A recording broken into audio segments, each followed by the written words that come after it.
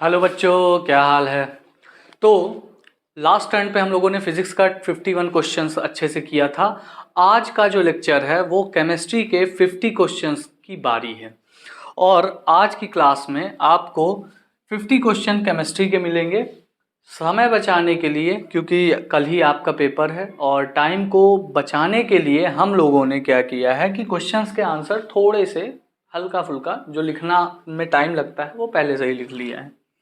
तो पहला क्वेश्चन है, जैसे फर्स्ट क्वेश्चन क्या है।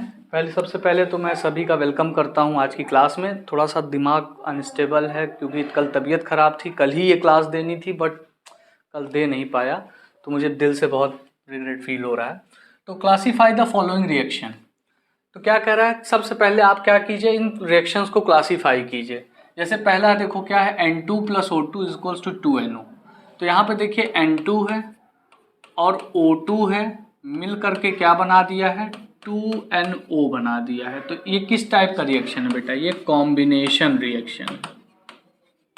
कैसा रिएक्शन है ये, कॉम्बिनेशन रिएक्शन है। ठीक है, कॉम्बिनेशन को हिंदी में क्या बोलते हैं बेटा, संयोजन अभिक्रिया। संयोजन अभिक्रिया। ये कैसा रिएक्शन, देखो 2HgO है, अलग होकर के Hg और O2 अलग अलग हो रहा है। ये कैसा रिएक्शन है बेटा, ये है डीकम्पोजिशन रिएक्शन।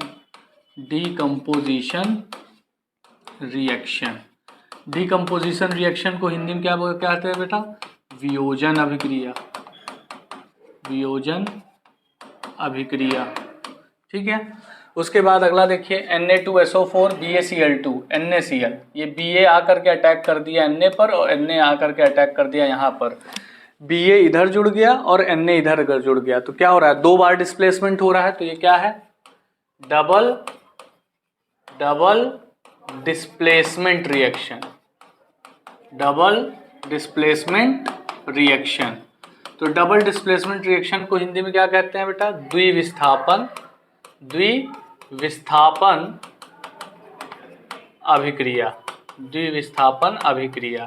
ठीक है, डबल डिस्प्लेसमेंट रिएक्शन। यहाँ पे देखिए CuSO4 + Zn, ZnSO4 + Cu। ये किस टाइप का रिएक्शन हो जाएगा बेटा, ये हो जाएगा आपका फोर्थ हो जाएगा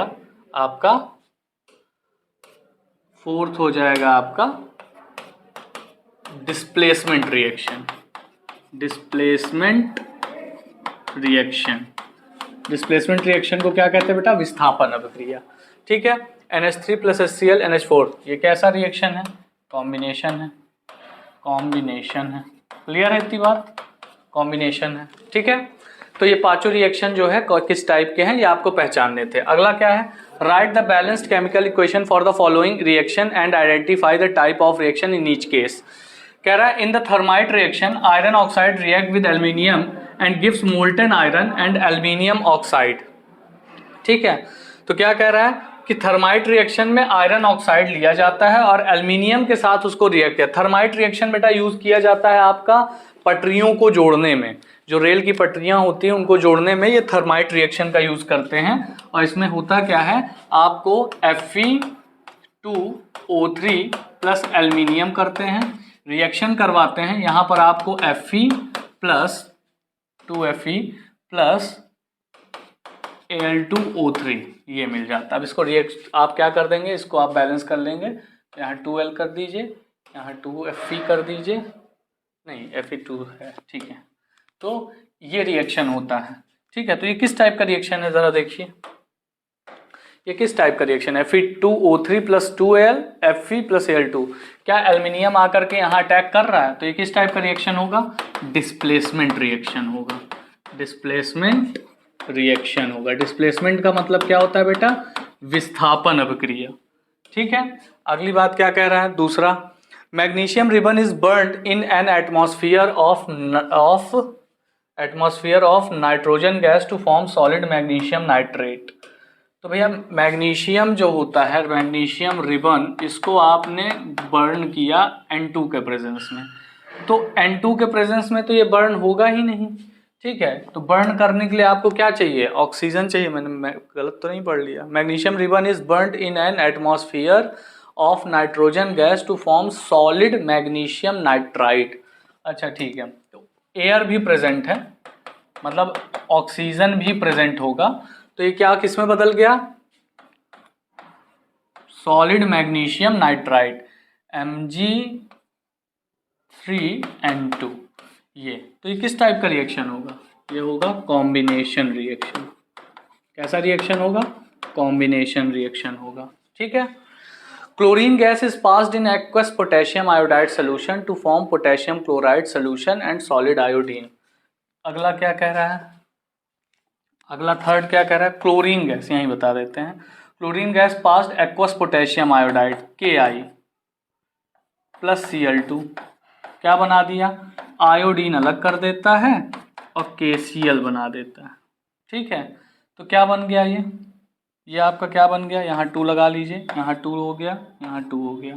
ठीक है, ये क्या बन गया, ये क्या हो गया, क्लोरीन आया, आई को अलग कर दिया और के साथ खुद जुड़ गया। कैसा डिस्प्लेसमेंट रिएक्शन, डिस्प्लेसमेंट रिएक्शन। ठीक है। Ethanol is burned in air to form carbon dioxide and water. Ethanol C2H5OH burn किया जा रहा है किसके, एयर के रिस्पेक्ट में, मतलब एयर के प्रेजेंस में। क्या बना ले रहा है, क्या बना रहा है बेटा, burn in air to form carbon dioxide and water.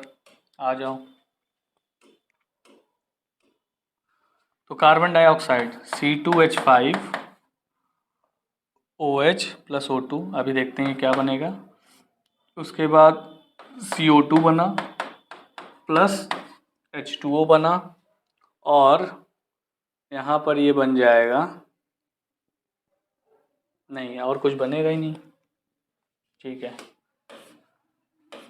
सिर्फ CO2 और वाटर बनेगा और हीट निकलेगी भाई साहब, और कुछ नहीं बनेगा। तो कैसा रिएक्शन है, देखिए ये कैसा रिएक्शन है, it is of type of combustion reaction, combustion reaction. Combustion reaction को हिंदी में क्या कहते हैं, दहन अभिक्रिया, दहन अभिक्रिया, दहन अभिक्रिया। क्लियर है। ठीक है, अगला चलते हैं।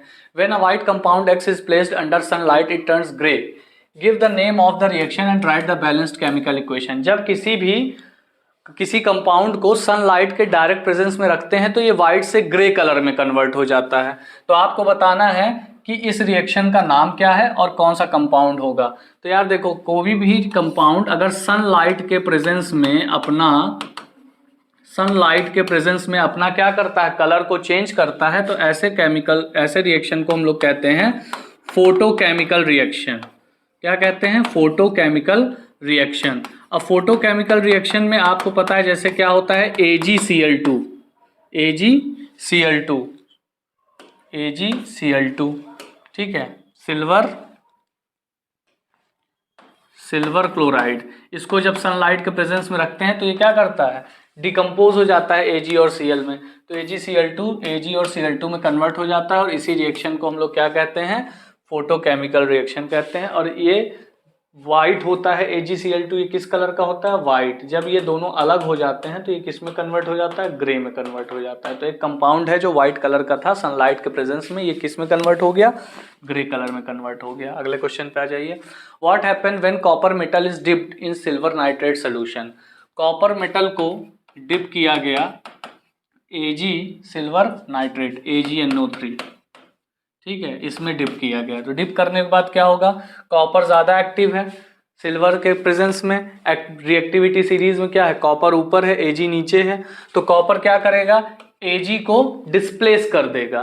तो Ag को अगर डिस्प्लेस कर देगा तो ये किस टाइप की रिएक्शन कहलाएगी, डिस्प्लेसमेंट रिएक्शन कहलाएगी। दूसरी चीज, यहाँ पर Ag को डिस्प्लेस कर देगा तो ये क्या बना लेगा, CuNO3, कॉपर नाइट्रेट बना लेगा और Ag क्या हो जाएगा, अलग हो जाएगा।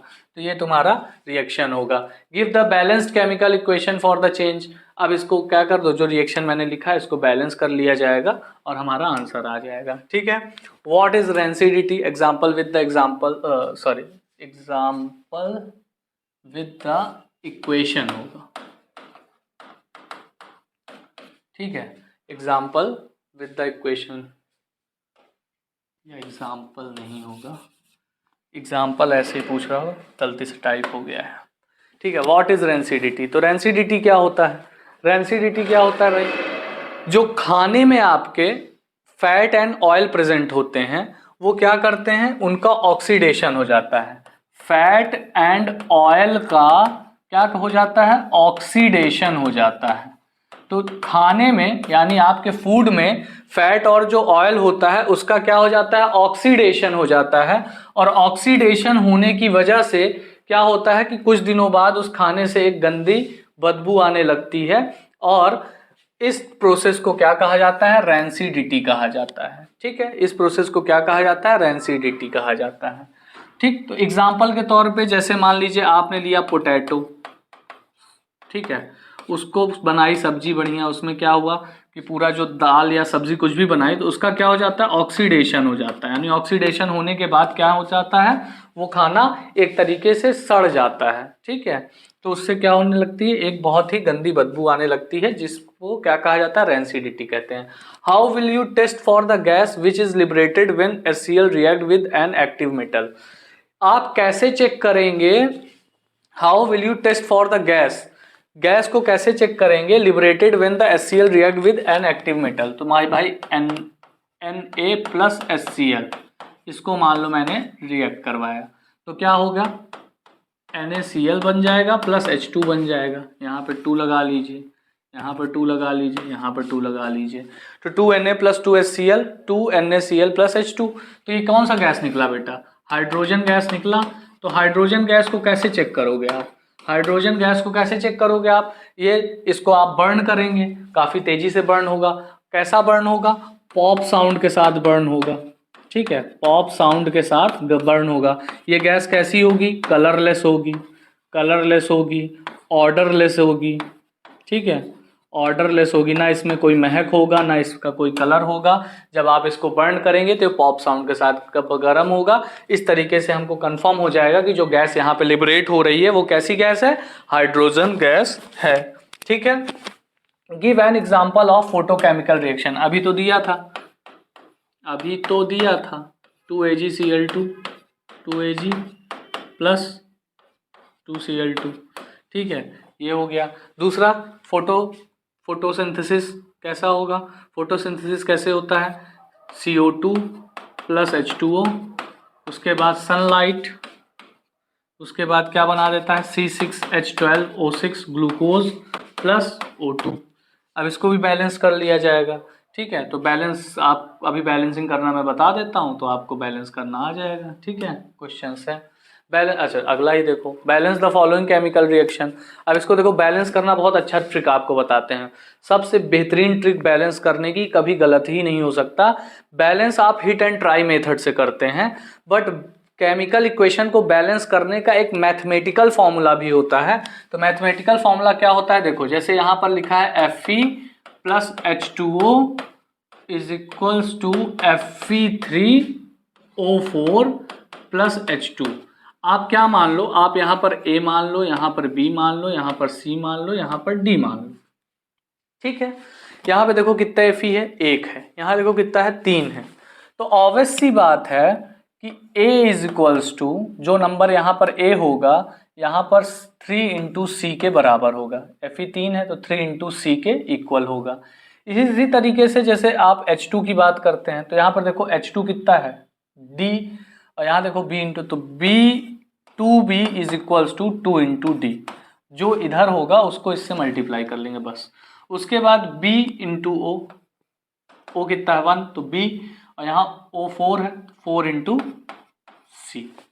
क्लियर है, C into 4 is equals to B, दोनों तरफ इक्वल कर लिया। जैसे A into Fe 3 into C, उसके बाद H2 है तो H2 इंटू डी किसके बराबर हो जाएगा, 2 इंटू बी के।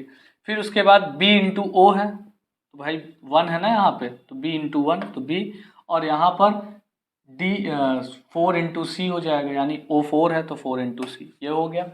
अब क्या करेंगे, किसी एक को आप 1 ले लीजिए, सिंपल सा, किसी भी एक को आप 1 ले लीजिए। तो चलो मैं मान लेता हूँ C इज इक्वल्स टू 1, तो मान लेते हैं C is equals to 1।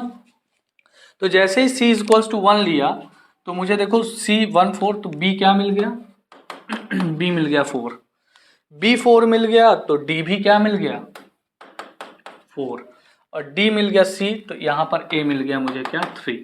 Values रख दीजिए। तो जैसे ही वैल्यू रखेंगे आप क्या आ जाएगा देखिए 3Fe plus 4H2O 3Fe3 3Fe3 sorry 1 है, C तो 1 है ना, Fe3O 4 प्लस 4H2O। देखो बैलेंस हो गया, बैलेंस्ड है, ठीक है। देखो आराम से बैलेंस्ड हो गया, कोई दिमाग कोई झंझट कोई परेशानी नहीं लगानी पड़ी आपको, ठीक है। इसी तरीके से इसको भी कर लेते हैं। तो इसको करने के लिए पहले ये तो हो गया, इसको कहाँ करें, यहाँ कर लेते हैं। चलो तो थोड़ा सा चेंज करना पड़ेगा। जैसे MnO2 है, HCl है, MnCl2 है, Cl2 है, H2O है। तो A B C D E मान लो सब, ठीक है। तो यहाँ पर A मान लेंगे, यहाँ पर B मान लेंगे। तो मैं डायरेक्ट यहाँ पर A मान लेता हूँ, यहाँ B मान लेता हूँ, यहाँ C मान लेता हूँ, यहाँ D मान लेता हूँ, यहाँ E मान लेता हूँ। अब मैं सिर्फ चेक करूँगा, जैसे यहाँ Mn है, यहाँ भी Mn है, तो मैं यहाँ पर बस इक्वेशन लिख रहा हूँ कि A इज इक्वल्स टू क्या है C, ठीक है। उसके बाद 2 इंटू O, 2 इंटू A, यहाँ पर देखिए O एक ही है, E के बराबर होगा। तो 2 into A is equals to E। अरे देखो ना भाई, O2 है, 2 into A is equals to 1 into E। उसके बाद H को देख लेते हैं, B H एक है, तो B इज इक्वल्स टू, यहाँ H कितना है, यहाँ एक ही H है, E है, तो B इज इक्वल्स टू क्या हो जाएगा, E हो जाएगा। उसके बाद क्लोरीन देख लेते हैं, Cl, ठीक है, B इंटू B, और यहाँ पे क्या है देखो 2 इंटू C 2 इंटू D, तो यहाँ हो जाएगा आपका, यहाँ हो जाएगा B is equals to 2 into C plus 2 into D, यही होगा ना, हाँ ठीक है। अब आप क्या करिए, मान लीजिए, चलो E को मान लिया 1, E को मान लिया 1, तो B को भी मान लिया 1, E1 तो B1, E1 तो यार A/2 हो जाएगा, नहीं ऐसे नहीं मानेंगे, मतलब जो भी माना जाएगा 1/2 और ये सब ना आए, ऐसा मानिए। जैसे A को चलो 1 मान लिया, A को 1 मान लिया तो C भी 1 हो गया, C 1 हो गया, C 1 हो गया। उसके बाद A को 1 माना तो E हो गया आपका 2, ठीक है, E 2 हो गया, तो B भी क्या हो गया 2। फिर C 1 माना है तो 2 प्लस B भी 2 है, तो B भी 2 है, C भी 2 है, इधर जाएगा माइनस हो जाएगा, गड़बड़ हो जाएगा, नहीं कर सकते। तो A को 2 मान लो भाई, यही सब दिक्कत है, थोड़ा सा झंझट रहती है, ठीक है। चलो तो यहाँ पे हम लोग मान लेते हैं A बराबर 2, तो C बराबर भी क्या हो जाएगा 2, C बराबर 2 हो गया। उसके बाद E बराबर हो जाएगा 4, E के बराबर 4 हो गया, तो B भी क्या हो जाएगा 4, ठीक है।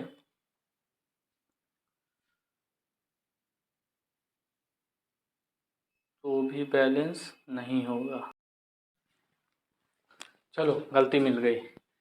यहाँ पर हम लोगों ने क्या किया था, B is equals to E लिख दिया था, ठीक है। बट यहाँ पर क्या होगा फिर से देख लो, यहाँ बार बार पेज चेंज होने की वजह से प्रॉब्लम हो रही थी।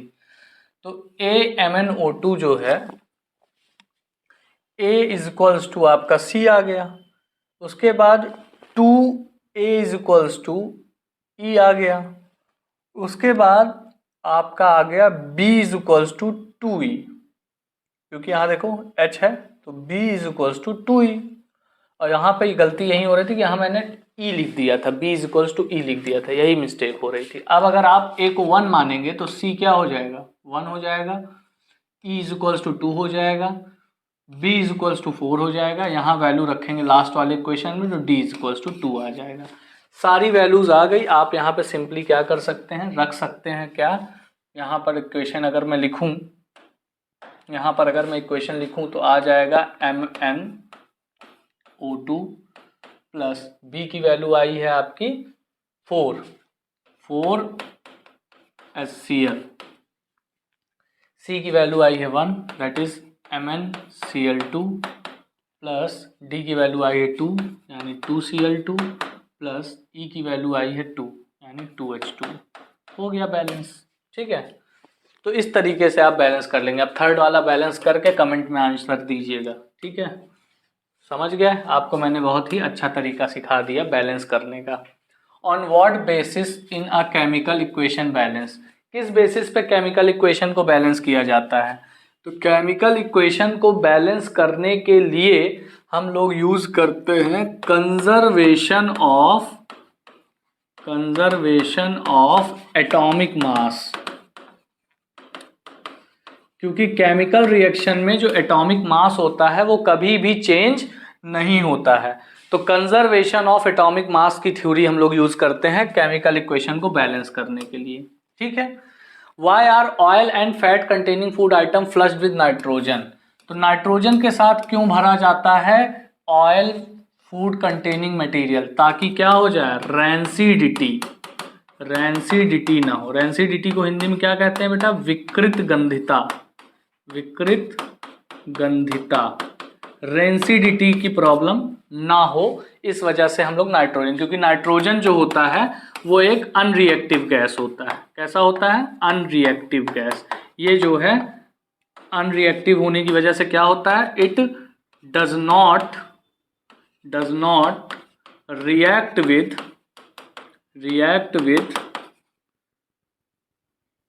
ऑयल एंड फैट, ऑयल और फैट के साथ रिएक्ट नहीं करता। ठीक है, explain the process of corrosion and rusting, corrosion और रस्टिंग का प्रोसेस बताइए। तो कोरोजन का प्रोसेस क्या है, मेटल होता है, मेटल किससे रिएक्ट करता है, ऑक्सीजन से, क्या बना देता है, metal oxide. This process is known as rusting and corrosion. ये प्रोसेस क्या कहलाता है, रस्टिंग कहलाता है या फिर कोरोजन कहलाता है। तो मेटल और ऑक्सीजन मिलकर के क्या बना देता है, मेटल ऑक्साइड। जैसे मान लो Fe है प्लस O2 है, ये क्या बना दिया, Fe2O3। ठीक है, तो यहाँ पर 2Fe लगा लीजिए, यहाँ पर 3O2 लगा लीजिए, यहाँ पर 2 लगा लीजिए, यहाँ 4Fe लगा लो, 4। ठीक है, तो ये प्रोसेस क्या कहलाएगा, ये आपका रस्टिंग कहलाएगा या फिर कोरोजन कहलाएगा। अब इससे क्या होता है, आपका जो मेटल होता है वो काफ़ी ज़्यादा कमज़ोर हो जाता है। तो process of corrosion and rusting क्या होता है, अच्छा ये सिर्फ ऑक्सीजन के ही प्रेजेंस में नहीं होता है, ये आपका मॉइस्चर के भी प्रेजेंस में होता है। अगर आपका मॉइस्चर है तो भी ये प्रोसेस हो जाएगा। ठीक है, why is the plaster of Paris store in a moisture proof container. देखो प्लास्टर ऑफ पेरिस क्या होता है, CaSO4 होता है, इसे क्या कहते हैं, POP कहते हैं। जब इसको मॉइस्चर के साथ प्रेजेंस में रख देंगे तो ये बना लेगा CaSO4 का CaSO4H2O, जिसको क्या कहते हैं, जिप्सम कहते हैं। तो CaSO4H2O के साथ क्या करता है, रिएक्ट करके जिप्सम बना लेता है, और जिप्सम क्या होता है, सॉलिड स्टेट में आ जाता है, सॉलिड होता है यानी जम जाता है। इस वजह से POP को हमें किस में रखना पड़ता है, मॉइस्चर प्रूफ कंटेनर में रखना पड़ता है, जिसमें मॉइस्चर ना जा पाए। अगर मॉइस्चर का मतलब क्या होता है बेटा, नमी, जो हवा में वाटर ड्रॉपलेट प्रेजेंट होते हैं उसी को मॉइस्चर कहा जाता है। जैसे ये हवा के मॉलिक्यूल्स हैं, ये हवा के मॉलिक्यूल से बीच में H2O प्रेजेंट है, यहाँ H2O प्रेजेंट है वेपर के फॉर्म में, तो इसी को क्या कहा जाता है, मॉइस्चर। तो इस H2O के साथ ये रिएक्ट कर लेगा और रिएक्ट करने के बाद क्या बना देगा, जिप्सम बना देगा, जिससे हमारा क्या होगा, POP खराब हो जाएगा, फिर हम इसको दोबारा यूज नहीं कर सकते।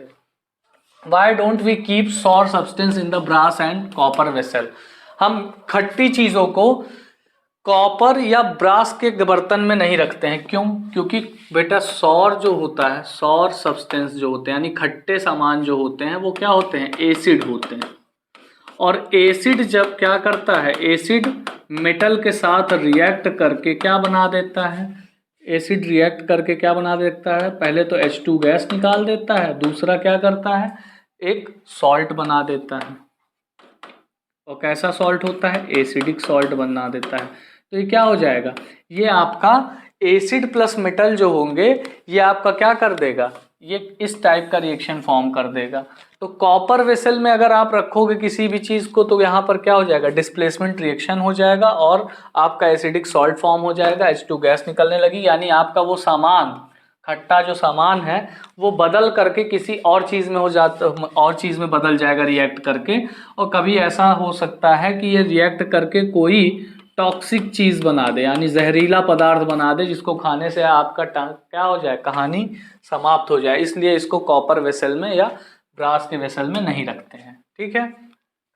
Why does 1 molar HCl solution have higher concentration of H plus ion than 1 molar of CH3COH solution? भाई 1 मोलर HCl लिया जाएगा और 1 मोलर CH3COOH लिया जाएगा, तो इसमें H प्लस का कंसंट्रेशन जाता है। क्यों? क्योंकि ये कंप्लीट डिसॉल्व हो जाता है। कंप्लीट डिसॉल्व, कंप्लीट डिसॉल्व का मतलब पूरी तरीके से, पूर्ण घुलनशील, पूर्ण घुलनशील, पूरी तरीके से क्या हो जाता है, डिसॉल्व हो जाता है। और ये पूरी तरीके से डिसॉल्व नहीं हो पाता। ठीक है, इनकम्प्लीट डिसोसिएशन।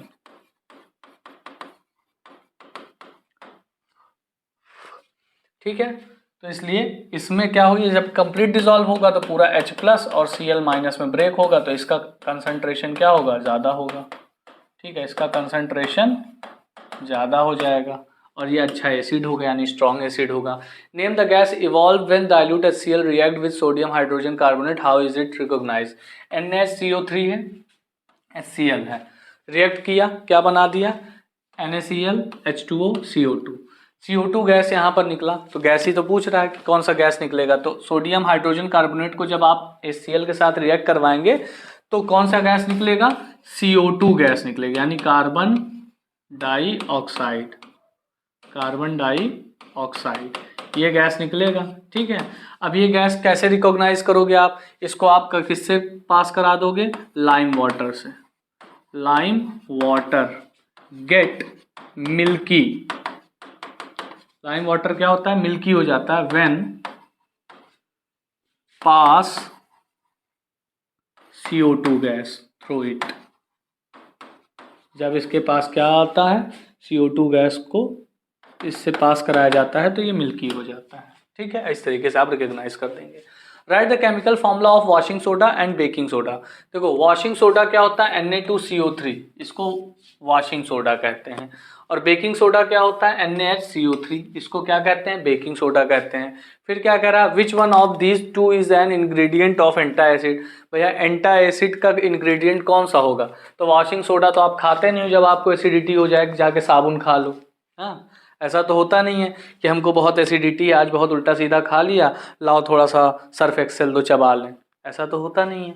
ठीक है, तो आप क्या करते हो, एंटा एसिड में आप क्या करते हो, इनो यूज़ करते हो, इनो यूज़ करते हो। तो इनो क्या होता है, इनो एक टाइप का एंटा एसिड होता है। तो इनो किससे बना होता है, इनो बना होता है बेकिंग सोडा से, NaCO3 से।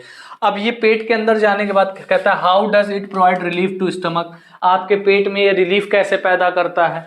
तो NaCO3 क्या करता है, HCl को आपने क्या किया, HCl के साथ रिएक्ट करवा दिया। भाई आपके पेट में HCl बनता है ना, इसको इसके साथ रिएक्ट कर दिया, क्या बना लिया, NaCl CO2 H2O। ये किस टाइप का रिएक्शन होगा, ये आपका हो जाएगा न्यूट्रलाइजेशन रिएक्शन, न्यूट्रलाइजेशन रिएक्शन। ठीक है, यानी ये क्या कर देता है, एसिड और बेस, जो ये खुद तो एक बेस होता है, एसिड के साथ रिएक्ट करके क्या कर देता है, न्यूट्रल कर देता है। तो आपके पेट में जो एसिडिटी हुई होती है वो क्या हो जाती है, खत्म हो जाती है। अब ये मत कर लेना कि भैया जा करके क्या कर दो, Na2CO3 यानी वॉशिंग सोडा खा लो, तो पता चला क्या कहते हैं मुंह से झाग निकलने लगेगा, तो जब बोल रहे हो तो क्या करें, बुलबुले निकल रहे हैं आपके मुंह से, ऐसा ना करना। ठीक है, हाँ भरोसा नहीं है। ठीक है। What will be the action of the following substances on litmus paper? ये जो सब्सटेंसेस लिखे हुए हैं लिटमस पेपर पे इनका क्या इफेक्ट होगा, ड्राई HCl गैस। अब यहाँ से ध्यान दीजिएगा, HCl वैसे तो आपका एसिडिक होता है, ठीक है, लेकिन कब, जब वो वाटर में हो, ठीक है, water solution of HCl is acidic, समझ रहे हैं ना, एसिडिक तब होता है जब वाटर सोल्यूशन में हो। ड्राई HCl गैस जो होगा वो लिटमस पेपर के साथ कोई रिएक्शन नहीं देगा, क्योंकि ये ना तो एसिडिक होता है ना ही ये क्या होता है, बेसिक होता है। मॉइस्चर्ड NH3 गैस जब पानी के साथ रिएक्ट करता है तो बना लेता है NH4OH, यानी एक बेस फॉर्म करता है। तो ये क्या करता है, रेड लिटमस को ब्लू लिटमस में कन्वर्ट कर देता है। इसी तरीके से लेमन जूस, ये तो एसिडिक होता है तो ये ब्लू को रेड में कन्वर्ट करेगा। कार्बोनेटेड सॉफ्ट ड्रिंक भी क्या होते हैं, बेसिक होते हैं, तो ये रेड को ब्लू में कन्वर्ट करेंगे। कर्ड में क्या होता है, एसिड पाया जाता है, कैसा एसिड, लैक्टिक एसिड, तो ये क्या करेगा, ब्लू को रेड में कन्वर्ट करेगा। सोप सोल्यूशन ये बेसिक होता है, ये क्या करेगा, रेड को ब्लू में कन्वर्ट कर देगा। क्लियर है, चलिए आगे। How would you distinguish between baking powder and washing soda by heating. आप कैसे पता लगाओगे, आपको दो सब्सटेंस दे दिया गया है, एक में है आपका क्या, बेकिंग पाउडर, और एक में है वॉशिंग सोडा। गरम करने पर कैसे पता लगाओगे कि ये बेकिंग पाउडर है, ये वॉशिंग सोडा है, क्योंकि दोनों का फॉर्मूला बेटा एक ही होता है, Na2CO3। तो अब यहां पर गरम करने पर कैसे पता लगेगा, देखो बेकिंग पाउडर को जब गरम करोगे तो आपका निकलेगा CO2 गैस, क्या निकलेगा, कार्बन डाइऑक्साइड गैस। लेकिन जब आप वॉशिंग सोडा को गरम करोगे तो आपका निकलेगा H2O, पानी का वेपर, क्या निकलेगा, पानी का वेपर। क्यों, क्योंकि Na2CO3 is the baking powder, ये क्या होता है, ये ड्राई होता है, और ये क्या होता है, ये हाइड्रेटेड होता है। इसमें क्या होता है, ये क्रिस्टल होता है। हाइड्रेटेड का मतलब इसके पास क्रिस्टल होता है, यानी ये इसका फॉर्मूला Na2CO3.XH2O, कुछ H2O भी यहाँ पर प्रेजेंट होता है। तो जब आप इसको गर्म करते हैं तो ये इतना क्या हो जाता है, निकल जाता है बाहर। तो जब आप वॉशिंग सोडा को गर्म करेंगे तो आपका वाटर वेपर बाहर आएगा, और बेकिंग सोडा को गर्म करेंगे तो CO2 गैस बाहर आएगी। तो इस तरीके से आप पहचान लोगे कि भैया ये हमारा क्या है, वॉशिंग सोडा, और ये हमारा क्या है, बेकिंग पाउडर है, और ये हमारा क्या है, वॉशिंग सोडा है। अगला क्या है, a metal carbonate X reacting with acid gives a gas that gives the carbonate back. एक मेटल कार्बोनेट है जो क्या कर रहा है, एक एसिड के साथ रिएक्ट कर रहा है, और that gives the carbonate back when passes through a solution Y। और जब रिएक्ट करने के बाद, एसिड के साथ रिएक्ट करने के बाद जो भी फॉर्म हो रहा है, जब उसको पास किया जा रहा है किसी दूसरे सब्सटेंस Y के साथ, तो हमें कार्बोनेट वापस मिल जा रहा है। A gas G is obtained when anode during the electrolysis of brine। Brine का मतलब क्या होता है बेटा, NaCl सोल्यूशन। NaCl सोल्यूशन को क्या कहते हैं, ब्राइन कहते हैं। तो ब्राइन के इलेक्ट्रोलिसिस से हमको एक एनोड पर गैस मिल रही है, तो एनोड पर कौन सा गैस मिलता है, Cl2। तो यहाँ पर देखो, brine is passed on dry Y, gas G obtained, तो G तो पहले ही पता चल गया, G क्या है, Cl2 है। Electrolysis of brine is passed on a dry Y पर पास करते हैं। इट गिव्स कंपाउंड Z, ये क्या करता है, कंपाउंड Z देता है, used for disinfecting drinking water. अब भैया Z देता है तो Z क्या होता है, CaOCl2। अरे यार, डिसइंफेक्टिंग ड्रिंकिंग वाटर यही तो होता है ना, जिसको आप क्या कहते हो, ब्लीचिंग पाउडर। तो देखो, दो तीन चीजें आपको पहले पकड़ लेनी होती है इस टाइप के क्वेश्चन में। तो जब दो तीन चीजें पकड़ लोगे तो बाकी सब पूरा कहानी क्लियर हो जाएगी। तो Z पता चल गया, ब्लीचिंग पाउडर है, G पता चल गया, Cl2 है, आइडेंटिफाई YGH। अब आपको पता है कि भैया ब्लीचिंग पाउडर Cl2 का रिएक्शन किस चीज से करवाते हैं तो हमको ब्लीचिंग पाउडर मिलता है, भाई Cl2 क्लोरीन गैस का रिएक्शन किस चीज के साथ करवा दें कि हमको ब्लीचिंग पाउडर मिल जाए। तो आंसर क्या है आपका, आंसर है कैल्शियम हाइड्रोक्साइड। तो कैल्शियम हाइड्रोक्साइड के साथ अगर आपने Cl2 का रिएक्शन करवाया तो आपको ब्लीचिंग पाउडर मिल जाता है। देखो यहाँ पर मैंने ये रिएक्शन लिखा है, तो इसका मतलब ये क्या होगा, दिस इज Y, क्योंकि Y के साथ ही तो रिएक्शन करवाया जा रहा है। इट गिव्स कंपाउंड Z, ठीक है, brine passed the dry Y। तो ड्राई Y के साथ क्या करवाया जा रहा है, रिएक्शन करवाया जा रहा है किसका, G का, Cl2 का, और क्या दे रहा है, Z दे रहा है तो Z ये हो गया। क्लियर, इतनी बात पता चल गई, Y G Z सब पता चल गया। अब बात आती है कि क्या पहले वाली केस, पहले वाला केस क्या है, पहले वाला केस है आपका कि HCl के साथ एक मैंने क्या किया, मेटल कार्बोनेट लिया, फिर उस कार्बोनेट का जो रिएक्शन था उसको जब फिर से मैंने किससे पास कराया, और कहाँ पे, get gives carbonate back when pass through the solution Y.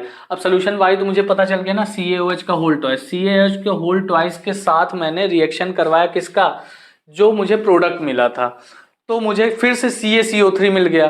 तो भैया CaOH के साथ किसका रिएक्शन करवाया जाए कि CO3 मिल जाए, तो यहाँ पे ऑब्वियस सी बात है कि ये Y है, Y के साथ रिएक्शन करवाया इसके प्रोडक्ट का, यानी इसमें जो गैस मिली है उसका रिएक्शन करवाया, तो यहाँ पर जो गैस मिली है उसका रिएक्शन करवाया और हमको क्या मिल गया, CaCO3, यानी वापस कार्बोनेट मिल गया। तो इसका मतलब वहाँ पर गैस कौन सी इवॉल्व हो रही होगी, CO2 इवॉल्व हो रही होगी।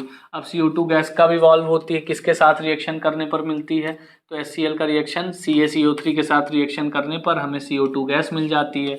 तो हमारा पता चल गया कि हमारा जो X मेटल कार्बोनेट है वो क्या है, वो CaCO3 है। तो हमारा X हो जाएगा कैल्शियम कार्बोनेट, Y हो जाएगा कैल्शियम हाइड्रोक्साइड, G हो जाएगा Cl2 एंड Z हो जाएगा CaOCl2 यानी ब्लीचिंग पाउडर। ठीक है, तो इस टाइप से, सब टाइप के क्वेश्चंस को रिएक्ट करना बहुत, मतलब ध्यान से एक एक रिएक्शन को तेजी से, मतलब रट्टाफिकेशन से भी आप कर सकते हो, यानी आपको सब कुछ रटा हुआ है तो भी कर सकते हो। अगर आपको याद नहीं है चीजें तो आप जुगाड़ लगा के कर सकते हो कि हाँ किसका रिएक्शन किसके साथ, जैसे मैंने किया, मुझे याद नहीं है, मुझे रिएक्शंस याद नहीं रहती हैं जनरली बहुत ज़्यादा, मैं चीज़ों को रिएक्ट तुरंत ही करवाता हूँ। ठीक है, तो a dry pellets of common base B absorb moisture, यार सबसे घटिया क्वेश्चन, देखो NaOH जो होता है यही एक ऐसा हाइड्रोक्साइड है जो क्या करता है, मॉइस्चर एब्जॉर्ब करता है, turns sticky when kept open, और ये क्या हो जाता है, स्टिकी हो जाता है। यार आप जानते हो बेस कैसा होता है, बेस कैसे होते हैं, सोपी टू टच, यानी टच करने पर सोप जैसा लगता है, तो स्टिकी मतलब चिपचिपा, तो भाई ये क्या है, NaOH ही होगा। A dry pellet of common base B, ठीक है, तो B क्या होगा, NaOH होगा। Absorb moisture and turn sticky when kept open. The compound is also by product of the chloralkali process. Chloralkali process का मतलब होता है बेटा कि NaCl का आपने क्या किया, इलेक्ट्रोलिसिस करवाया, फिर आपको जो सोडियम मिला वो हाइड्रोजन और पानी के साथ रिएक्ट करके तुरंत क्या बना ले, NaOH। तो यहाँ पे इस टाइप के प्रोसेस को क्या कहते हैं, क्लोरैल्कली प्रोसेस। ठीक है, identify B, what type of reaction occur when B is treated with an acidic oxide. अब NaOH का रिएक्शन अगर आप एसिडिक ऑक्साइड के साथ कर, एसिडिक ऑक्साइड का मतलब होता है नॉन मेटल का ऑक्साइड, क्योंकि बेसिक ऑक्साइड क्या होते हैं, मेटल ऑक्साइड, नॉन मेटल का ऑक्साइड क्या होगा, एसिडिक ऑक्साइड। तो एसिडिक ऑक्साइड के साथ रिएक्शन करने पर क्या होगा, तो NaOH plus CO2, Na2CO3 plus H2O। ठीक है, ये बन गया आपका। अब इसको आपको क्या करना है, बैलेंस करना है, तो यहाँ 2 लगा लो। ठीक, यहाँ 2 हो गया, C एक ही है, ठीक है, ऑक्सीजन 2 है, तो यहाँ 3 और एक 4, 4 ऑक्सीजन, 2 2 4, ठीक है, हाइड्रोजन भी 2 है, बैलेंस हो गया। ठीक है, ठीक, तो ये तुम्हारा बैलेंस्ड केमिकल इक्वेशन हो गया। क्लियर है इतनी बात, आगे चलते हैं। Identify the compound X based on the, ये देखो यहाँ पर एक रिएक्शन दिया हुआ है, एक कंपाउंड X है, Zn के साथ रिएक्ट कर रहा है तो A बना रहा है, H2 गैस निकल रहा है, HCl के साथ बना रहा है तो B बन रहा है, H2O गैस, इसके साथ ही है। तो इसमें आपको आइडेंटिफाई करना है X क्या होगा, तो भैया NaOH प्लस Zn। ठीक है, Zn के साथ रिएक्ट किया, क्या बना लेगा, Na2ZnO2 प्लस H2 गैस। अब Zn के साथ रिएक्ट कर रहा है तो इसका मतलब कोई ना कोई क्या होगा, बेस ही होगा या एसिड होगा, लेकिन अगला दो क्या है, एसिड एसिड है, तो एसिड एसिड के साथ रिएक्शन थोड़ी करेगा, तो यहाँ जाहिर सी बात है क्या आएगा, बेस आएगा। तो यहाँ पर कौन सा बेस आ गया, NaOH। तो NaOH रिएक्ट किया HCl के साथ, क्या बना लिया, NaCl, तो B की जगह क्या हो गया, NaCl और H2O गैस निकल आया। और CH3COH के साथ किया तो क्या बना लिया, CH3COONA। इसे क्या कहते हैं, इसे क्या कहते हैं, sodium acetate.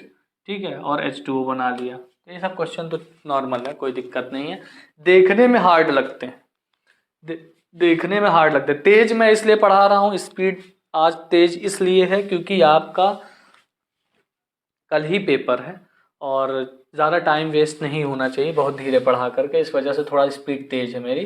During the extraction of metal electrolytic refining is use to obtain pure metals. कह रहा है during the extraction of metal electrolytic refining is use to obtain pure metal. ठीक है, इलेक्ट्रोलिटिक रिफाइनिंग बताया था ना, इलेक्ट्रोलिसिस का process होता है, एनोड कैथोड लगा देते हैं और अलग कर लेते हैं। Which material will be used as anode and cathode for refining silver metal. तो यार देखो, एनोड पर आप लगाओगे इम्प्योर मेटल और कैथोड पर आप लगाओगे प्योर मेटल। उल्टा बता दिया क्या? कैथोड पर, हाँ उल्टा बता दिया। कैथोड पर इम्प्योर होगा, एनोड पर प्योर होगा, सॉरी डाल लो। एनोड पर क्या होगा? प्योर। क्या कर रहे हैं?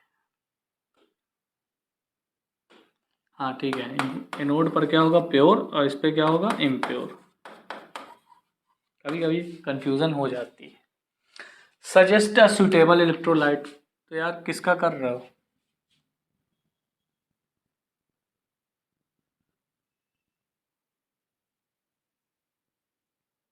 किसका कर रहे हो? सुटेबल इलेक्ट्रोलाइट उसी के अकॉर्डिंग होगा। अब जिसका भी कर रहे हो, जैसे कॉपर का कर रहे हो तो CuSO4 या सिल्वर, वो कॉपर नाइट्रेट। जैसे Ag का कर रहे हो, सिल्वर का एक्सट्रैक्शन कर रहे हो तो AgNO3। ठीक है, इस तरीके से आपको लेना पड़ेगा electrolyte. When do we get pure silver in this electrolytic cell after passing an electric current? हम कहाँ पर प्योर सिल्वर पाएंगे? जब इससे इलेक्ट्रोलिटिक करंट होगा। तो भाई जहाँ प्योर होगा वहीं पे मिलेगा, एनोड पर मिलेगा, और क्या, सीधी सी बात है। ठीक है, तो generally when metals are treated, नहीं समझ में आया, फिर से देख लो। देखो, कॉपर CuSO4, आप पहले तो ये एनोड कैथोड का मामला समझिए। तो एनोड पर प्योर लगाएंगे, कैथोड पर इम्प्योर लगाएंगे। फिर आपका क्या करेंगे? इलेक्ट्रोलिटिक्स पूरा स्टार्ट करेंगे। स्टार्ट करने के बाद आप इलेक्ट्रोलाइट जैसा जो मेटल आप एक्सट्रैक्ट कर रहे होंगे उसके अकॉर्डिंग लगा लेंगे। फिर कह रहा है प्योर कहाँ पर मिलेगा? तो यार प्योर जहाँ पर है, इम्प्योर में से निकल करके प्योर पे आकर इकट्ठा हो जाएगा। तो प्योर वाला कहाँ मिलेगा? एनोड पर ही मिलेगा। तो जो प्योर वाला मिलेगा वो क्या मिलेगा? एनोड पर ही मिलेगा आपको। ठीक है, अगला, generally when metals are treated with mineral acid, generally when metals are treated with mineral acid, hydrogen gas is liberated, but when metals are treated with HNO3, hydrogen is not liberated. Why? भैया generally किसी भी metal को अगर आप normal किसी acid के साथ क्या करोगे, रिएक्ट करोगे, तो हाइड्रोजन गैस लिबरेट होता है, लेकिन HNO3 के साथ ऐसा नहीं होता है। तो HNO3 के साथ ऐसा नहीं होता क्योंकि क्या होता है? HNO3 is an oxidising agent. Oxidising agent ये क्या करता है? तुरंत मेटल को ऑक्सीजन प्रोवाइड कर देता है। जैसे कोई भी मेटल होगा उसको जब आप HNO3 से रिएक्ट करवाओगे तो तुरंत क्या कर देगा? वो मेटल ऑक्साइड फॉर्म करवा देगा। तो जब मेटल ऑक्साइड फॉर्म करवा देगा तो यहाँ पर हाइड्रोजन गैस निकलेगी नहीं और आपका नाइट्रोजन डाइऑक्साइड निकलना शुरू हो जाएगा। ठीक है, तो इसलिए ये क्या होता है? बस आपको आंसर में इतना ही लिखना है कि ये क्या होता है? ऑक्सीडाइजिंग एजेंट होता है, strong oxidising agent. A non metal X exist in two different forms Y and Z.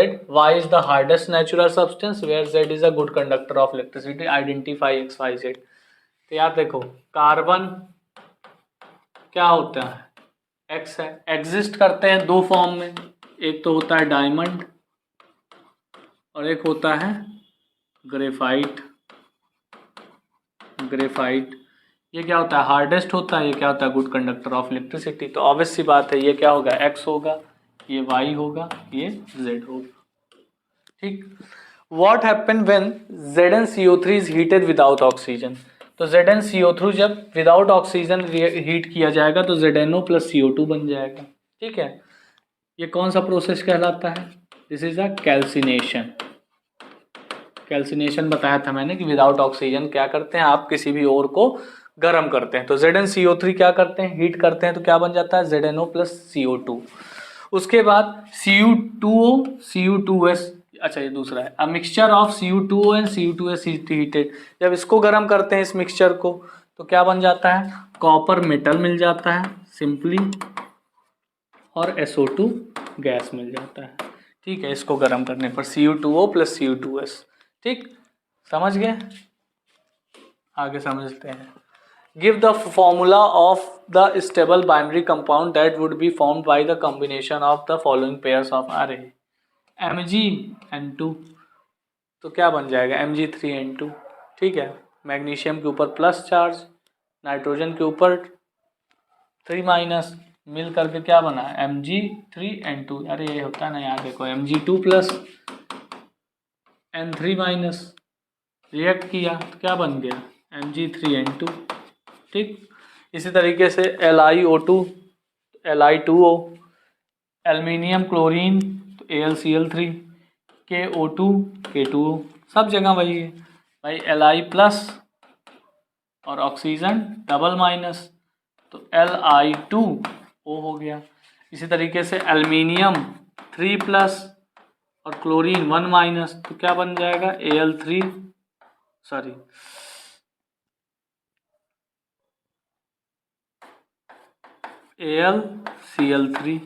ठीक है, इसी तरीके से K plus oxygen 2 minus K2O। ठीक, name one metal and one non metal that exist in the liquid state at room temperature. तो भैया metal कौन सा होता है रूम टेम्परेचर पर, लिक्विड स्टेट में मर्क्यूरी, और नॉन मेटल अगर नहीं पता है तो रट्टा मार लीजिए, कौन सा होता है, ब्रोमीन। ठीक है, कौन सा होता है, bromine. It is a metal और it is a non metal. ठीक है, अगला चलते हैं। Give the reaction involve during extraction of zinc from its ore by roasting of zinc. तो रोस्टिंग में क्या करते हैं हम लोग, ऑक्सीजन के प्रेजेंस में करते हैं, और रोस्टिंग कब करते हैं, जब सल्फाइड ओर हो। तो ZnS को ऑक्सीजन के साथ रिएक्ट करवाया, ZnO प्लस SO2 बन गया। This process is known as roasting. ये किस में होता है, प्रेजेंस ऑफ ऑक्सीजन में होता है।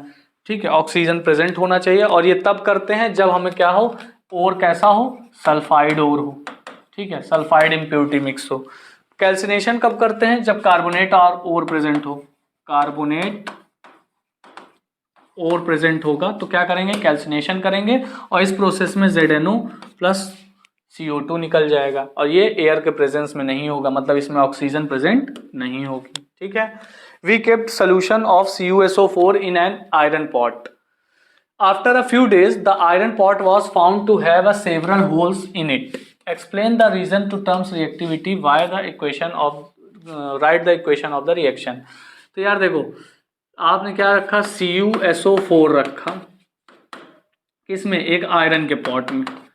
तो क्या होगा, रिएक्टिविटी सीरीज में Fe जो है वो कॉपर से ज़्यादा रिएक्टिव है, तो कॉपर को हटा करके खुद जुड़ जाएगा, FeSO4 बना लेगा और Cu को अलग कर देगा। तो Fe जो बर्तन होगा, इसमें CuSO4 है, तो रिएक्शन करेगा, जिस जगह का क्या होगा, आयरन रिएक्ट करेगा, वहां पर क्या हो जाएगा, होल हो जाएगा, ऐसे होल हो जाएगा, रिएक्ट करके क्या कर देगा, होल बन जाएगा। तो यही आपका क्या होगा, रिएक्शन होगा। ठीक है, सिंपल सा। और किस टाइप का रिएक्शन है ये, डिस्प्लेसमेंट रिएक्शन। कैसा रिएक्शन है, डिस्प्लेसमेंट रिएक्शन, क्योंकि Fe क्या कर रहा है, Cu को हटा रहा है। Give the steps involve in extracting low and medium reactivity metals from their respective sulphide. तो देखो, लो रिएक्टिव मेटल्स को कैसे हम एक्सट्रैक्ट करते हैं। तो जैसे लो रिएक्टिव मेटल है तो HgS है, इसको 3O2, यानी इसको पहले क्या किया, इसको आपने क्या करवा दिया, रोस्टिंग कर दिया। रोस्टिंग करने पर HgO बन गया और SO2 बन गया। फिर इसको डायरेक्ट गर्म कर दिया, Hg अलग O2 अलग। ये लो रिएक्टिविटी वाले मेटल्स को गर्म निकालने का तरीका है। जो मीडियम रिएक्टिविटी वाले मेटल्स होते हैं उनके साथ आपने क्या किया, कैल्सिनेशन भी करवाया, रोस्टिंग भी करवाया।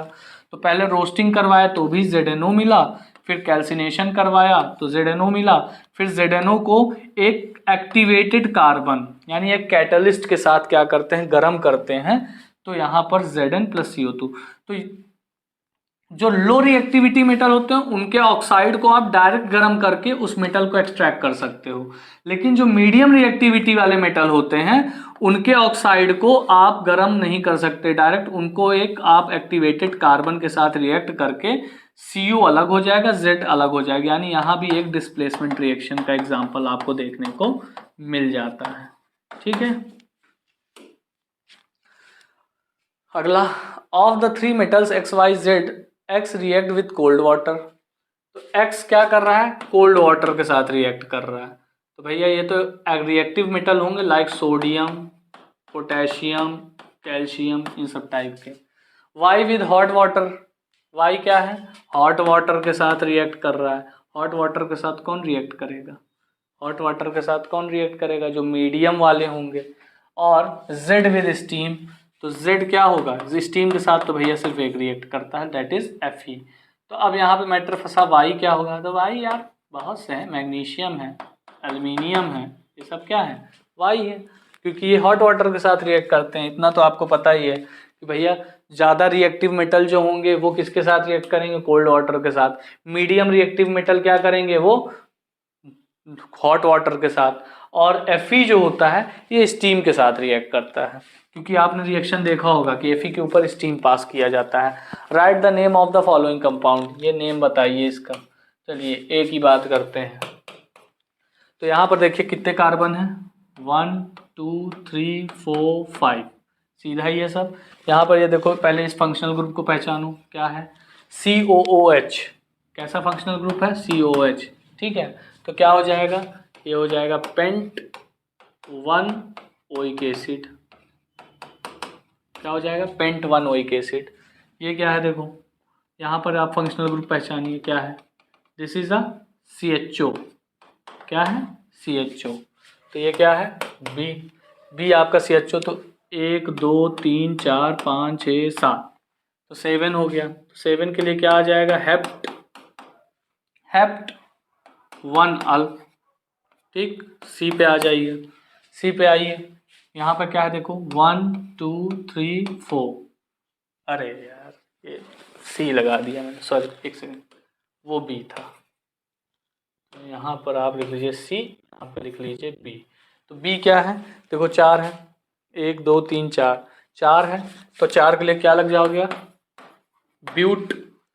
फर्स्ट पे ट्रिपल बॉन्ड है, 1 आइन, ब्यूटाइन, ब्यूट 1 आइन। यहाँ पे आ जाइए, 1 2 3 4 5, 5 है, तो दैट इज डी पे आ जाएंगे, 5 है। यहाँ क्या है, OH लगा हुआ है, फंक्शनल ग्रुप कौन सा है, OH। ठीक है, तो क्या आ जाएगा, पेंटेन 1 ऑल। पेंट, अच्छा यहाँ भी तो है ना, सॉरी ये वाले ध्यान नहीं दिया मैंने, ये भी और ये भी, ये आपका नाम लिखा जाएगा आपका pentane 1 oic acid, 1 oic acid. ठीक है, पेंटेन 1 ओइक एसिड। ठीक है, पेंटेन 1 ओइक एसिड। और सी वाले का लिखा जाएगा हेप्टेन 1 अल, ये लिखा जाएगा। ठीक है, एन भी लगेगा क्योंकि सब सिंगल बॉन्डेड है ना। चलिए अगला देखते हैं, how is ethene prepared from ethanol, give the reaction involve. तो भैया जब अल्कोहल, एथिल अल्कोहल को आप H2SO4 के साथ रिएक्ट करोगे तो, और कितने टेम्परेचर पे, 443 केल्विन, 443 केल्विन पे, तो C2H4 और H2O बन जाएगा। अगर इसको थोड़ा सा और देख लिया जाए तो यहाँ पर C, सिंगल बॉन्ड C, यहाँ OH, यहाँ पर H, यहाँ पर H, यहाँ पर H, यहाँ पर H, यहाँ पर H, plus H2SO4 plus H2SO4। अब यहाँ पे देखिएगा, ये बॉन्ड टूट गया, ये बॉन्ड टूटा, OH बाहर आ गया। अब एक बॉन्ड ये OH वाला बाहर आ गया, तो ये एक बॉन्ड इसका खाली हो गया, तो ये बॉन्ड किस में बदल जाएगा, एक H यहाँ से निकला, OH यहाँ से निकला, एक H यहाँ, ये टूट गया, ये दो बॉन्ड टूट गए। ठीक है, कौन से दो बॉन्ड टूट गए? एक तो ये वाला और एक ये वाला। तो यहाँ से क्या निकला? एक H निकला और यहाँ से क्या निकला? एक OH निकला। ये मिल करके क्या बना लिए? H2O बना लिए। सबसे पहले यहाँ क्या लिख दो? H2O plus. अब एक बॉन्ड इसका खाली हो गया, एक बॉन्ड इसका खाली हो गया, तो वो दोनों बॉन्ड कार्बन ने आपस में जोड़ के क्या कर लिया? डबल बॉन्ड बना लिया। तो क्या बन जाएगा? C double bond C, H H H H, that is C2H4 plus H2O। Clear? और H2SO4 वैसा ही प्रेजेंट रह हो जाएगा। ठीक है, ये सिर्फ एज अ कैटलिस्ट काम करता है, ये रिएक्शन में इन्वॉल्व नहीं होता है। ठीक है, gas is evolve when ethanol react with sodium, name the gas evolve and right the balanced chemical equation two reaction. तो C2H5 जब Na के साथ रिएक्ट करेगा सोडियम के साथ, तो बना देगा C2H5ONa। इसको क्या कहते हैं? Sodium ethoxide, sodium ethoxide. और यहाँ पर क्या निकला? हाइड्रोजन गैस निकला। तो यही तो पूछ रहा था आपसे कि भैया कौन सा गैस निकलेगा जब सोडियम के साथ एथेनॉल रिएक्ट करेगा? Right the balanced chemical equation of the reaction involve it. Balance chemical equation बताइए जो इसमें इन्वॉल्व हुई है। ठीक है, समझ गए? तो यहाँ पर H2 है, यहाँ H5 है, H है 6OH, यहाँ पर 5H, 7H हो गया है। तो इसको रिएक्ट करने, इसको पहले यहाँ 2 लगा दीजिए, इसको यहाँ 2 लगा दीजिए, तो यहाँ पे 2 हो गया। तो क्या हो जाएगा? 10 दोबारा, 10 दोबारा, ठीक है, 10 दोबारा, हाँ ठीक है, ये बैलेंस्ड हो गया। Catenation is the ability of an atom to form bonds. हाँ, कैटेनेशन क्या होता है बेटा? जब कार्बन क्या होते हैं? आपस में ही बॉन्ड बनाते हैं, तो इस प्रोसेस को क्या कहा जाता है? कैटेनेशन कहा जाता है। तो कैटेनेशन का जो प्रोसेस होता है वो आपस में ही जुड़ने का होता है। Both carbon and silicon exhibited, carbon भी ये दिखा सकता है और सिलिकॉन भी ये दिखा सकते हैं, सिलिकॉन भी ये क्या कर सकते हैं? दिखा सकते हैं, सभी दिखा सकते हैं, सिलिकॉन भी और कार्बन भी। लेकिन क्या कहते हैं? Compare the ability of catenation of the two elements. Silicon और कार्बन के कैटेनेशन में क्या डिफरेंस है? तो डिफरेंस ये है कि जो कार्बन होता है ये क्या होता है? स्टेबल होता है कैटेनेशन के बाद, और ये क्या होता है? अनस्टेबल होता है। क्यों? क्योंकि ये हाईली रिएक्टिव होता है, हाईली रिएक्टिव होता है, और ये लेस रिएक्टिव होता है। ठीक है, हाईली रिएक्टिव होता है, ये लेस रिएक्टिव होता है। इसलिए सिलिकॉन जो है कैटेनेशन, सिलिकॉन का कैटेनेशन अच्छा नहीं होता है। Right the structural formula of all isomers of hexane. तो पहले मैं हेक्सेन बना तो लूँ, तब तो बात होगी।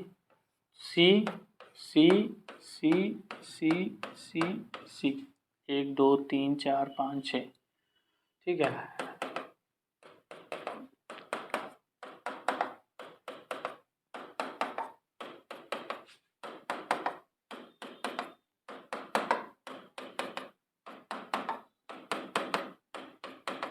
ये हो गया, that is CH3 CH2 CH2 CH2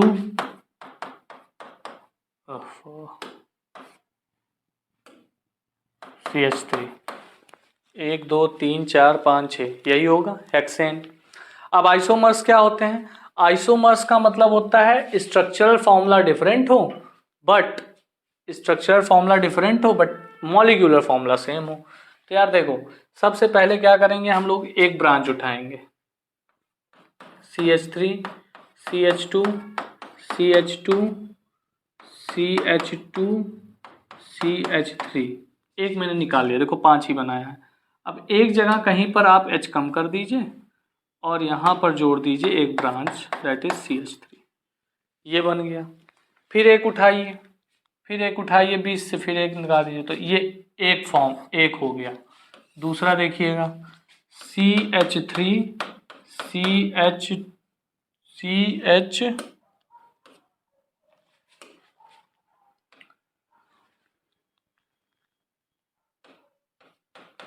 CH3, एक यहाँ जोड़ दिया, एक यहाँ जोड़ दिया।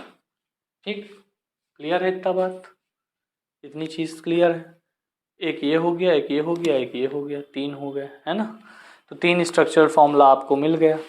अब ये 2 हो गया, 2 अभी और बनेंगे, 5 होते हैं टोटल। ठीक है, अब पांचवा कहाँ पे होगा, एक ही जगह पे पूरा जोड़ दो, CH3 CH2 CH3 CH3 CH3, ये हो गया क्लियर।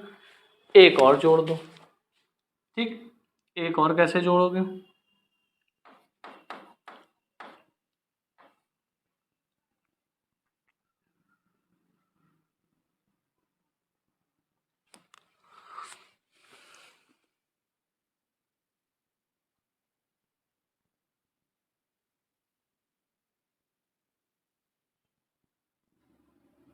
एक दो, एक और तो जुड़ेगा ही नहीं, 4 ही होता है आई थिंक। ठीक है, ये तीसरा हो गया। जैसे मैंने पढ़ा है कि 5 होता है, पांचवा दिख नहीं रहा है कहीं पे।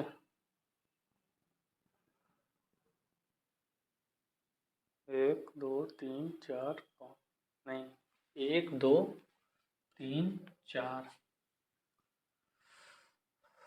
आई थिंक 4 ही होते हैं। फिर पांचवा नहीं आ रहा है दिमाग में, तो इसका मतलब 5 होते नहीं, बट पता नहीं, शायद पढ़ा था 5 होते हैं। देखते हैं आगे, कोई बात नहीं, टाइम ख़राब नहीं करेंगे। इस क्वेश्चन को डाउट में रखिएगा, आप भी एक बार चेक कर लीजिएगा। शायद 5 होते हैं, मैंने पढ़ा है, बट 4 ही दिख रहा है। तो इस क्वेश्चन को डाउट में रखिएगा, मतलब इसको एकदम कंफर्म सही मत, मतलब जितना बनाया है ये तो कंफर्म सही है, जितना बनाया है वो कंफर्म सही है, बट एक और होता है आई थिंक, मेरे दिमाग में जहाँ तक है, वो अभी एग्जैक्टली मेरे दिमाग में नहीं है। तो इसको आप एक बार चेक कर लीजिएगा इस क्वेश्चन को। ठीक है, आगे चलते हैं। What is esterification reaction. Esterification reaction क्या होता है, combination combining of organic acid RCOH with alcohol to form ester. जब किसी ऑर्गेनिक एसिड को अल्कोहल के साथ रिएक्ट किया जाता है तो एस्टर फॉर्म कर देता है और वाटर फॉर्म कर देता है। इस टाइप के रिएक्शन को क्या कहते हैं, एस्ट्रिफिकेशन कहते हैं। जैसे CH3COH यानी एसिटिक एसिड को अल्कोहल यानी एथिल अल्कोहल के साथ रिएक्ट किया तो CH3COO C2H5 और H2O बन गया। अब इस रिएक्शन को अगर आप थोड़ा डिटेल में देखेंगे तो that is CH3COOH plus C2H5OH। अब यहाँ से देखो OH अलग हुआ, यहाँ से देखो H अलग हुआ, तो ये जो C2H5 है इसके ऊपर क्या आ जाएगा, पॉजिटिव चार्ज, और इसके ऊपर क्या आ जाएगा, निगेटिव चार्ज। तो ये क्या करेंगे, ये पॉजिटिव और निगेटिव जा करके मिल जाएंगे और क्या बना देंगे, CH3COO C2H5 प्लस ये जो OH और H बाहर निकला वो क्या बना देगा, H2O। This is called the ester, ethyl acetate.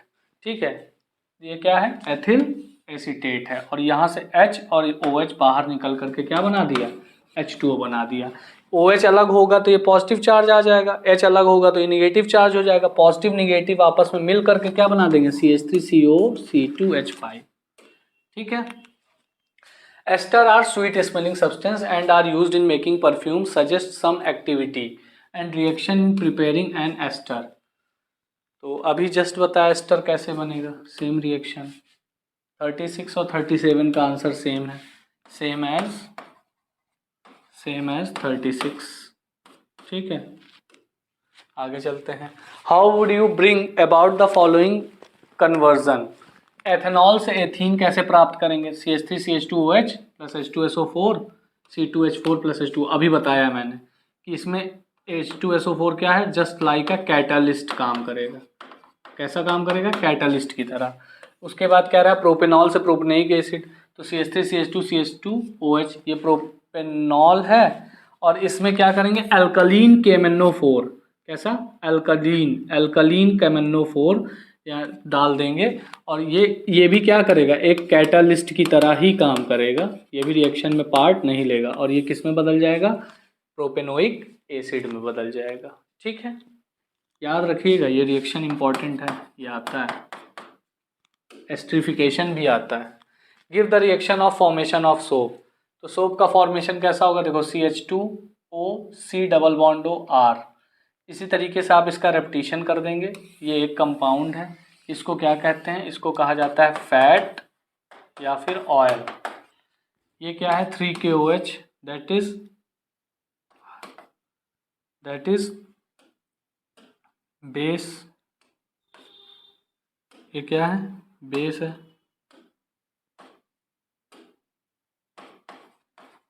Base है, इसको रिएक्ट किया, ये बना आपका क्या, ग्लिसरॉल। ग्लिसरॉल का फॉर्मूला ये होता है, ध्यान दीजिएगा। और ये बना आपका सोप। इसको फिर से कंबाइंड फॉर्म में ले गए तो ये बन गया। इसी को क्या कहा जाता है, सोप कहा जाता है।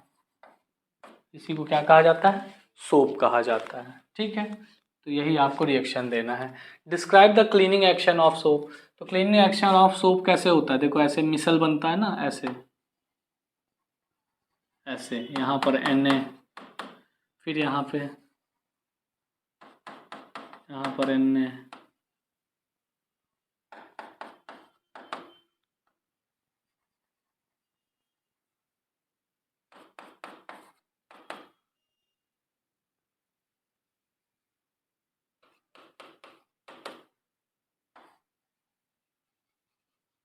यहाँ पर क्या है Na+। ये इसको क्या कहते हैं, ये आपका मिसल बन गया। अब क्या होता है, जब गंदगी अंदर, जब इसको आप पानी में घोलते हैं तो मिसल फॉर्म हो जाता है। तो जब मिसल फॉर्म हो गया तो मिसल क्या होता है, H+ मतलब पॉजिटिव आयन होता है, और ये क्या होता है, निगेटिव आयन होता है, जो अंदर वाला होता है। तो डस्ट पार्टिकल को पॉजिटिव आयन अपनी ओर अट्रैक्ट करता है, और वो डस्ट पार्टिकल कहाँ घुस जाता है, इसके अंदर, यहाँ जा करके फंस जाता है। इन सब जगहों पर ऐसे क्या होते हैं, डस्ट पार्टिकल इसके अंदर जाल की तरह आकर के ये फंस जाते हैं। और जब आप क्या करते हो, पानी डालते हो, तो ये क्या होते हैं, भाग जाते हैं। मतलब कपड़े से ये मिसल बाहर निकलते हैं, तो साथ में अपने साथ क्या करते हैं, डस्ट पार्टिकल को भी बाहर लेके जाते हैं। तो क्लीनिंग एक्शन ऑफ सोप यही आपको डिस्क्राइब करना है। बाकी वन शॉट में तो मैंने एक्सप्लेन किया है ये सब अच्छे से, तो देख लीजिएगा। The 3 elements A, B and C with similar properties have atomic masses X, Y, Z। अच्छा, अब यहाँ से शुरू हो गया पीरियोडिक टेबल का क्वेश्चन। तो CBSE वाले केवल यहीं तक देखेंगे, यूपी बोर्ड वाले अगले 10 क्वेश्चन भी देखेंगे। तो अगला 10 क्वेश्चन क्या है, the 3 element A, B and C with similar properties have atomic masses X, Y, Z respectively. The mass of Y is approximately equal to the average mass of X and Z. What is such an arrangement of elements called? तो यार देखो, अगर दो elements का, ठीक है, अगर दो एलिमेंट्स का, जैसे पहला एलिमेंट क्या था, X था, दूसरा क्या है, Y है, तीसरा क्या है, Z है। अगर X और Z का एटॉमिक मास का एवरेज Y के एटॉमिक मास के इक्वल आ जाता है, तो इस टाइप का जो नियम है वो क्या कहलाता है, ये क्या था, डोबे-राइनर ट्रेड। ये क्या था, डोबे-राइनर ट्रेड का नियम था। तो डोबे-राइनर ने एक ट्रेड दिया था, तो उसी ट्रेड को क्या कहते हैं, डोबे-राइनर ट्रेड कहा जाता है। ठीक है, तो किस नियम के अंतर्गत ये हो रहा है, Dobereiner triad. Hydrogen occupies a unique position in modern periodic table, justify the statement. बिल्कुल सही बात है भाई, पीरियोडिक टेबल ऐसे है आपका, ऐसे, और हाइड्रोजन को यहाँ रखा गया है। ठीक है, तो ये क्या किया गया है, इसको अलग से जगह दी गई है। क्यों, क्योंकि hydrogen act like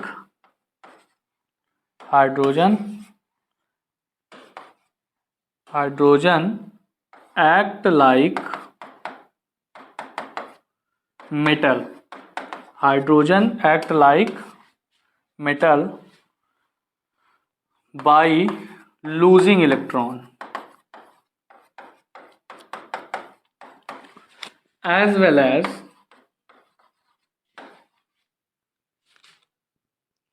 act like halogen by gaining electron.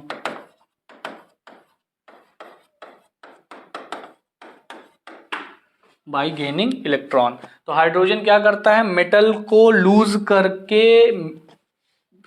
Electron को लूज करके मेटल जैसी प्रॉपर्टी भी शो करता है, और गेन करके नॉन मेटल जैसी प्रॉपर्टी भी शो करता है। तो इसलिए ना वो मेटल में यहाँ पे रखा जा पाया, ना वो हाइड्रोजन में यहाँ रखा जा पाया। तो इसकी दो दो पोजीशन हो रही थी, इस वजह से इसको पूरी पीरियोडिक टेबल के बाहर निकाल के रख दिया गया कि हाइड्रोजन को एक नया स्थान भी दे दिया जाए। ठीक है, 3 elements A, B and C have 3, 4, 2 electrons respectively in their outermost shell. Give the group number to which they belong in the modern periodic table. ठीक है, तो देखो जिसके आउटर मोस्ट ऑर्बिट में 2 इलेक्ट्रॉन होगा वो आपके पीरियोडिक टेबल में क्या होगा, सेकेंड ग्रुप में आएगा।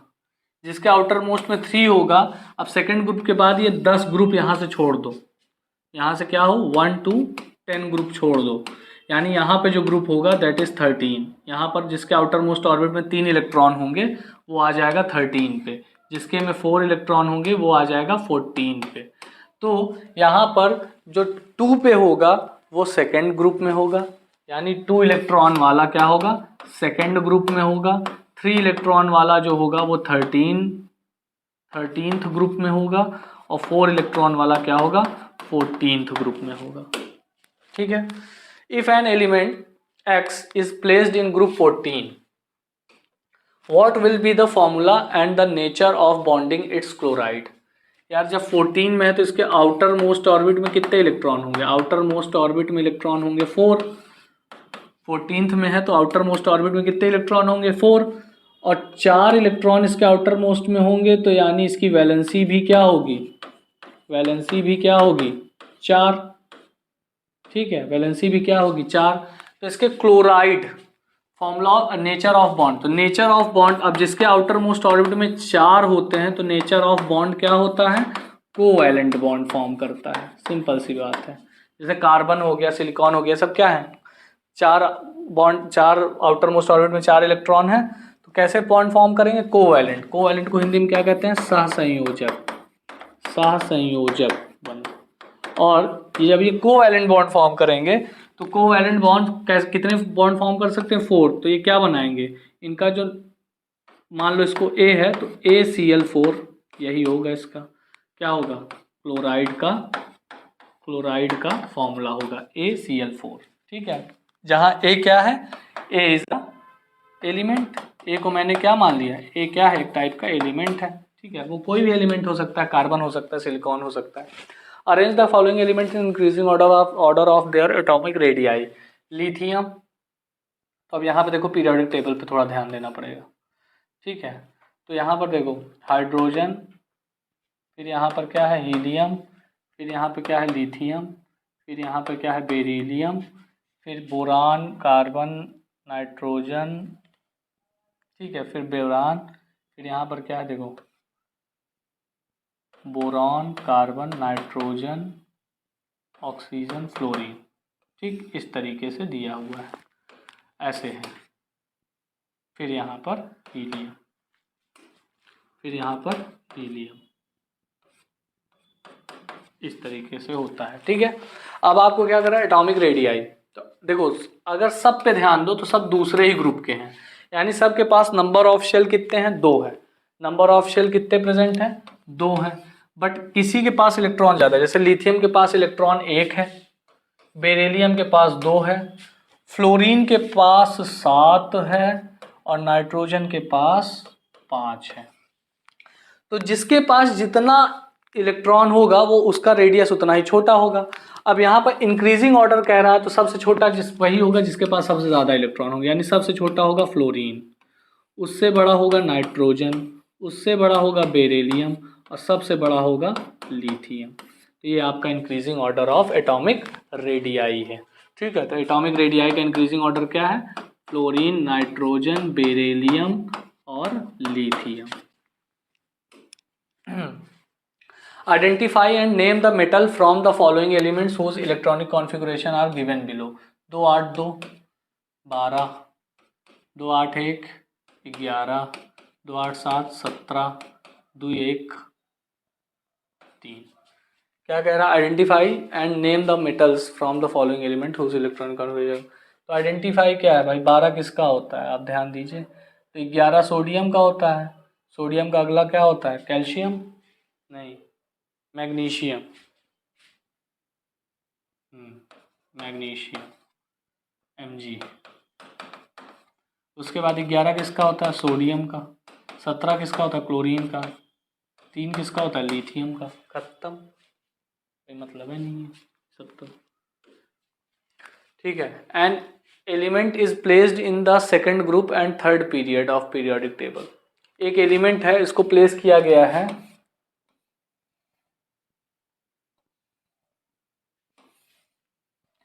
Second group and third period, यानी 1 2 3 थर्ड पीरियड के इस पोजीशन पे प्लेस किया गया है। It burns in the present of oxygen to form a basic oxide. Identify the element, write the electronic configuration. तो भैया देखो, यहाँ पर आपका क्या होता है? Hydrogen, lithium, sodium, beryllium, magnesium, यही होगा। थर्ड पीरियड और सेकंड ग्रुप में क्या आएगा? मैग्नीशियम आएगा। ऐसे भी चेक कर सकते हो, या फिर आप ऐसे भी चेक कर सकते हो कि सेकंड ग्रुप है तो आउटर मोस्ट ऑर्बिट में 2 इलेक्ट्रॉन, थर्ड पीरियड में है तो 2,8 2 8 2 2 8 2 क्या हो जाएगा? 12 हो जाएगा। अब 12 किसका होता है? मैग्नीशियम का हो जाएगा। पीरियोडिक टेबल याद है तो अंदाज़ा लगा सकते हो, नहीं याद है तो जुगाड़ बैठा सकते हो। तीसरा पीरियड है यानी 3 शेल होंगे, पहला शेल कंप्लीट, दूसरा शेल कंप्लीट, तीसरा इनकम्प्लीट होगा, तभी वो थर्ड पीरियड में। और कौन सा ग्रुप है? सेकंड ग्रुप है तो आउटर मोस्ट में 2, थर्ड ग्रुप है सॉरी 13th ग्रुप है तो आउटर मोस्ट ऑर्बिट में 3, 14th ग्रुप है तो आउटर मोस्ट ऑर्बिट में 4, तो सेकंड ग्रुप है तो 2, तो टोटल हो गया 12, that is magnesium. Right, identify the element, तो आइडेंटिफाई तो मैंने कर लिया, मैग्नीशियम है। राइट द इलेक्ट्रॉनिक कॉन्फ़िगरेशन, ये भी लिख दिया हूँ, 2 8 2। उसके बाद right the balance equation when it burns in the presence of air, तो Mg + O2 MgO, ठीक है, ये होगा। यहाँ 2 लगाओ, यहाँ 2 लगाओ, हो गया। Right the balance equation when this oxide is dissolved in water, MgO + H2O क्या बना लेगा? मैग्नीशियम हाइड्रोक्साइड MgOH का होल ट्वाइस, ठीक है, प्लस H2 गैस, ठीक है, ये निकल आया। चलो आगे, द एटॉमिक नंबर, ठीक है, इसको देख लीजिएगा आप, है ना। मैं आगे चलता हूँ। The atomic number of few elements are given below, 10 20 7 14। Identify the element, तो यार 10 है तो 10 का मतलब तो भैया 2,8 इनर्ट हो गया, दैट इज नियॉन। 20 है, 20 का मतलब हो जाएगा 2 8 8 2, 8 8 16 2 14 2, 8 8 16 2 18 2 20, हाँ ठीक है। तो फोर्थ पीरियड में होगा और सेकंड, तो फोर्थ पीरियड में सेकंड मैग्नीशियम के नीचे कैल्शियम, दैट इज कैल्शियम। उसके बाद 7, 7 का मतलब हो गया 2,5, ये तो नाइट्रोजन है, ठीक है। 14th 14, तो 2 8 4 2 8 4, ये क्या हो जाएगा? Silicon, 2 8 4, that is silicon. Identify the element, for element identify हो गया। Identify the group number of these elements in the periodic table, तो देखो भाई ये 8 है तो ये क्या होगा? ग्रुप नंबर 18 में होगा, ठीक है। दिस इज अ, इसका क्या होगा? ये ग्रुप नंबर होगा, ग्रुप नंबर, ये 18। ये किस में होगा? 2 में होगा। ये किस में होगा? 5 है तो 15 में होगा, ठीक है। ये किस में होगा? 4 है तो 14 में होगा। तो आइडेंटिफाई द ग्रुप नंबर हो गया, ठीक है। आइडेंटिफाई द पीरियड्स, तो भाई इसके पास 1 2 है तो ये दूसरे पीरियड में होगा। इसके बाद 4 है तो ये 4 चौथे पीरियड में होगा। इसके पास 2 ही शेल है तो दूसरे पीरियड में होगा। इसके पास 3 शेल है तो तीसरे पीरियड में होगा। हो गया, सब आइडेंटिफाई हो गया, ठीक है। अगला क्या है? Right the 3 drawback of Mendeleev periodic table. तो वन शॉट मैंने पढ़ाया था आपको, वन शॉट में आपको मैंने बताया है कि ड्रॉबैक कौन कौन से हैं मेंडलीफ के पीरियोडिक टेबल में। कि ड्रॉबैक, पहला ड्रॉबैक क्या है कि हाइड्रोजन का फिक्स प्लेस नहीं है। Hydrogen not placed hydrogen not placed inside periodic table.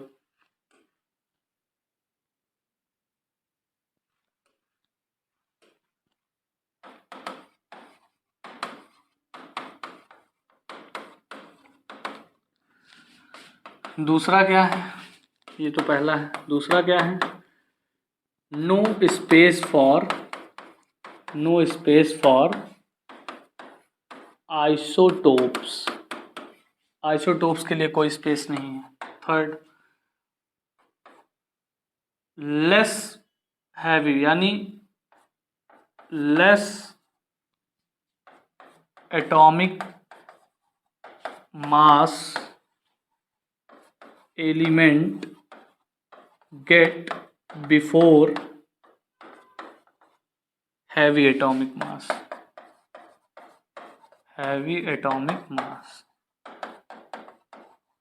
ठीक है, हैवी एटॉमिक मास के पहले मिल जाते हैं। ये 3 ड्रॉबैक हैं। Right the 2 qualities of Mendeleev periodic table. 2 qualities क्या क्या है भाई साहब? First systematic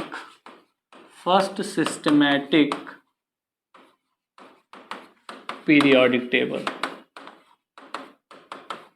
first systematic periodic table. दूसरा क्या है, दूसरा क्वालिटी क्या है? पहला तो क्या है, पहला सिस्टमैटिक पीरियोडिक टेबल बनाया था इन्होंने। दूसरा क्या है? दूसरा ये है कि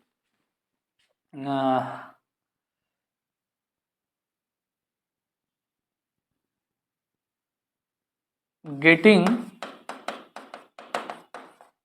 अ नॉलेज और आइडिया अबाउट फ्यूचर एलिमेंट्स, ठीक है। तो बस खत्म हो गया आज का ये लेक्चर। आज थोड़ा सा स्पीड तेज थी, समझ में अगर कम आया हो तो आप वीडियो को कई बार देख लीजिएगा, जिस क्वेश्चन पे डाउट हो उसको रिवर्स करके कई बार देख लीजिएगा। स्पीड थोड़ी सी तेज थी क्योंकि कल ही आपका पेपर है, प्रेशर होता है टीचर के ऊपर कि बेटा टाइम पे आपको प्रोवाइड कर दे हर चीज़। अब कल मुझे ये प्रोवाइड करना चाहिए था, मैं कल नहीं कर पाया क्योंकि कुछ हेल्थ इश्यूज़ थे। मैंने पोस्ट भी डाली थी, अगर आप मुझे कम्युनिटी पोस्ट को फॉलो करते होंगे तो मैंने पोस्ट डाली थी, लेकिन अब नहीं हो पाया। ठीक है, आज आपको मैंने ये क्लास दे दी। बहुत बहुत धन्यवाद क्लास के साथ जुड़े रहने के लिए। बेस्ट ऑफ लक आपके पेपर के लिए।